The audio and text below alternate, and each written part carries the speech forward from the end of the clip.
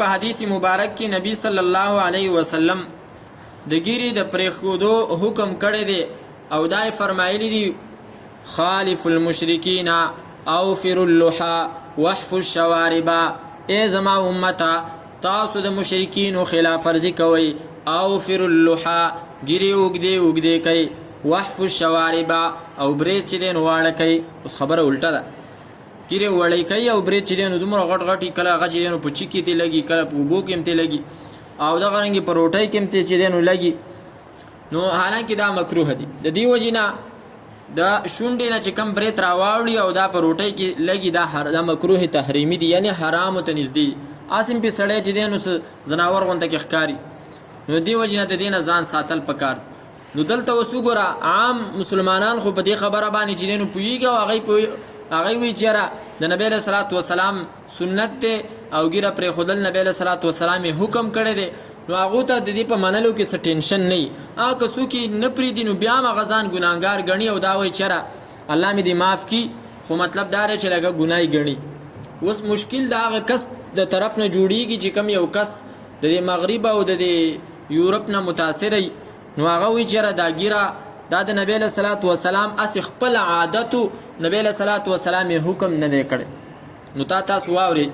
چې ما دا تاسو ته حدیث ذکر کو نبی علیه السلام فرمایي چې د مشرکینو څه وکئ خلاف ورزي وکئ ګیرې اوږدې کوي او برې څه کوي واړه کوي نو مطلب دا دی چې هغه مشرکین ګیرې څه کوي وړې کوي خرهیي او برېت اوږدوي نو تاسو خلاف ورزي وکئ برې چې دی نو واړه کوي او دغه رنګې ګیرې چې دی نو څه کوي اوږدې کوي نو په دې کې نبی علیه صلات وسلام څه کړی دی حکم کړی اوس دغه خلک چې څوک د مغرب نه متاثره د یورپ او دغه انګریزانو نه متاثره هغوی څه وایي چې دا نبی علیه صلات وسلام دا خبره چې کومه کړې ده نو دا هسې مستحب عمل اوس راځه قرآن کریم کې دا ګورو چې کوم ځای کې حکم راځي نبی علیه صلات وسلام حکم کړی دی په حدیثو کې یا الله تعالی په قرآن کریم کې د کومې خبرې حکم کړی دی او هغه چا نه دی منلی نو هغه ته بیا الله تعالی څه ویلي دي اولنۍ خبره ګوره الله تعالی فرمایي چې کله مې حضرت آدم پیدا کو نو فرشتو ته مې حکم وکړو او ابلیس ته مې حکم وکړو چې ته دې آدم ته څه وکړه سجده وکړه آیا څنګه دی قال ما منعک الا تسجد اذ امرتک نو په هغې کې شیطان سجده ونه کړله فرشتو سجده وکړله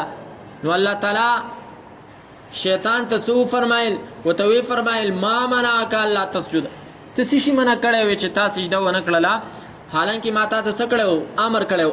امر څه ته وایي حکم مې ته کړی نو اوس وګوره که چېرته دا حکم دا هسې چې دی نو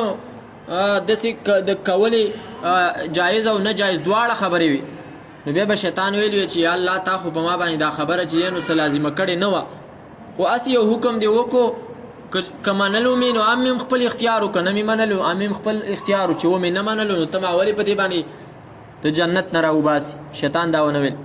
بلکې الله تعالی ورته وفرمایي تا تکبر وکړو سیده وځه نو پته ولګېده چې حکم دا دونه مضبوط امر او حکم دا دونه مضبوطه عمل دی چې دا چا ونه منلو نو الله تعالی یې ګوره